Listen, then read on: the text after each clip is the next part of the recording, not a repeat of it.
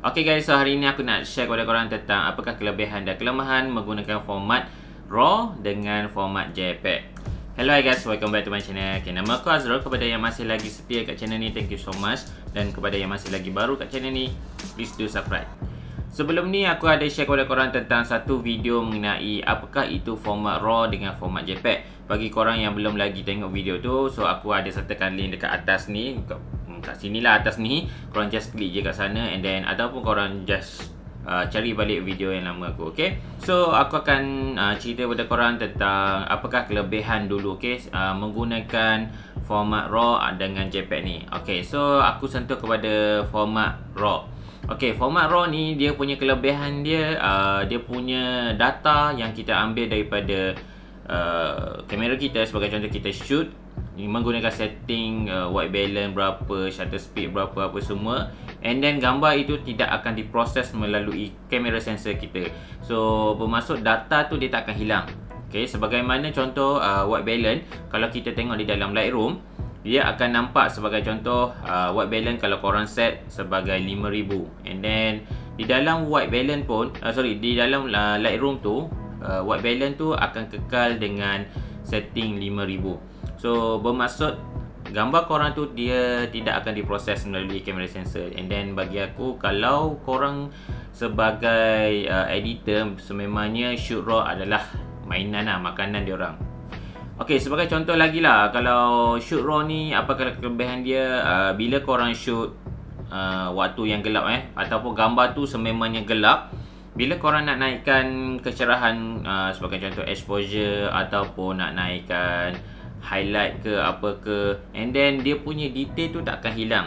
Dan satu lagi yang aku suka pasal RAW, format RAW adalah bila korang naikkan gambar yang gelap, sebagai contoh tadi aku beritahu, gambar gelap tu korang naikkan exposure, so noise dekat gambar tu akan macam bagi aku kurang nampak lah. Okay, so senang cerita lah, kalau untuk shoot format RAW ni, dia punya detail tu banyak kita boleh cover. Tu yang bagi aku format RAW ni memang terbaik lah kalau kita ni suka edit. So macam mana pula untuk JPEG?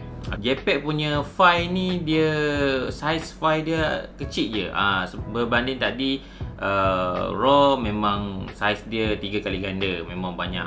And then JPEG ni dia punya size untuk satu file tu kecil, dan gambar dia lagi senang. Bermaksud bila kita shoot shoot gambar menggunakan format JPEG, and then gambar tu terus boleh digunakan. Sebagai contoh, kalau korang nak letak dalam smartphone ataupun dekat desktop, kita nak terus view ke apa, so tak perlu pergi dekat apps ke software yang seperti Lightroom ataupun Photoshop.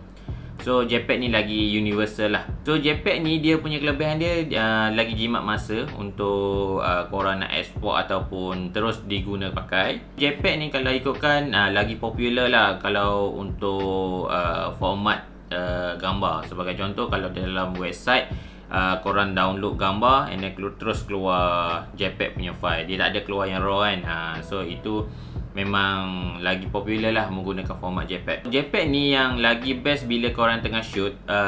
Sebagai contoh, memory card, walaupun memory card korang tu yang rendah, sebagai contoh 8GB, 16GB, and then dia punya speed pun korang boleh guna yang biasa je, sebab processing tu sekejap je. Kamera korang tu untuk proseskan gambar menggunakan format JPEG sekejap je.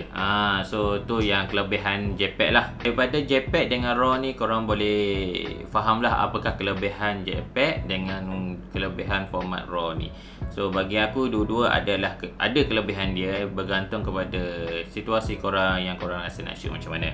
Dan aku nak cerita sikit pasal kelemahan menggunakan format RAW dengan JPEG. Okay, untuk format RAW ni, kelemahan dia adalah size file dia sangat besar. Okay, sebagai contoh, kalau format JPEG tu, okay, sebagai contoh sekarang format size dia gambar yang sama apa semua kan, size file untuk JPEG tu mungkin 3MB.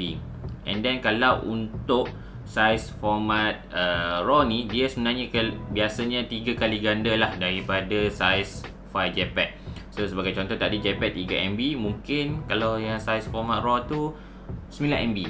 Kita tak tahulah, bergantung kepada sensor kita. And then biasanya RAW ni kelemahan dia satu lagi, macam mana pun korang kena edit gambar tu.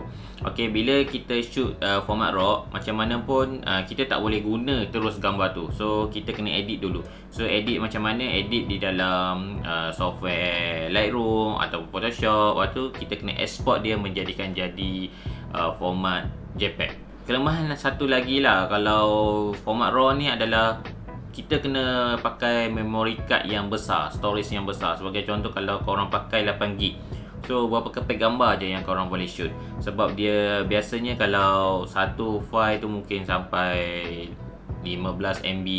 So korang bayangkanlah berapa gambar je, berapa kepek gambar je yang korang boleh shoot. So kelemahan lain dia macam tadi aku dah cakap, bila kita shoot format RAW, kita wajib kena edit. And then bila nak edit perlukan masa. So bagi aku masa tu agak terhad lah untuk kita edit untuk gambar format RAW ni.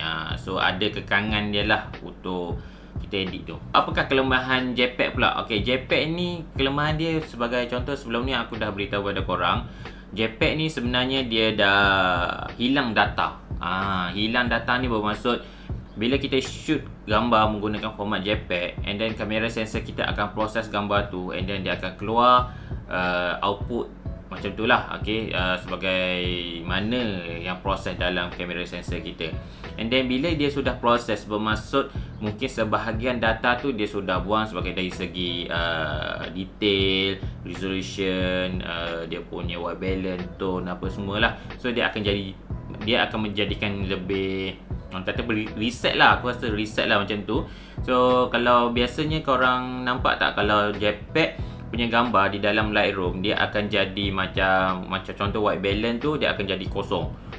So tidak seperti RAW, di mana kita RAW tu bila kita masuk di dalam Lightroom, dia akan ikut sebagaimana kita setting untuk white balance. So aku bagi contoh lagi lah, kalau bila korang shoot JPEG, korang shoot langit lah sebagai contoh, bila korang nak recover balik detail langit tu, memang akan jadi susah sikit lah. So kebiasaan akan jadi macam warna biru, lepas tu kuning, lepas tu dia macam tak sharp lah, tak cantik bagi aku. So berbanding dengan RAW, memang walaupun langit tu dah warna gelap, orang kata, ataupun langit tu warna putih, bagi aku still lagi boleh cover lah untuk dia punya detail. Bagi aku JPEG ni memang kurang sikit, sebab dia memang hilang terus semua detail, white balance, skin tone, apa semualah. So bagi korang yang dah biasa shoot JPEG, korang tahulah macam mana korang nak edit. Macam aku, bagi aku rasa tak kisah korang nak shoot format RAW ataupun JPEG. Sebabnya korang sebelum shoot, korang kena tahulah macam mana output dia, ataupun senang cerita, korang kena lebih faham lah apa yang korang nak shoot. Okay, sebagai contoh, kalau aku lebih suka editing, and then aku akan shoot RAW. So di mana di dalam editing nanti aku akan lebih buat post editing lah. So sebagai contoh, gambar tu mungkin tak boleh di cover ataupun tak cantik semasa SOOC, and then aku akan edit di dalam post editing lah, di dalam Lightroom ataupun Photoshop. Okay guys, so aku rasa itu sahaja yang aku nak share kepada korang tentang kelebihan dan kelemahan untuk format RAW dan JPEG.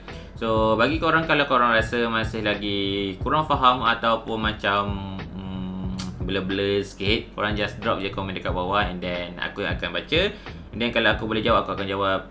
Dan ya, aku rasa itu saja. So aku Azrul daripada Kesan Saya. Kita jumpa di next video. Bye.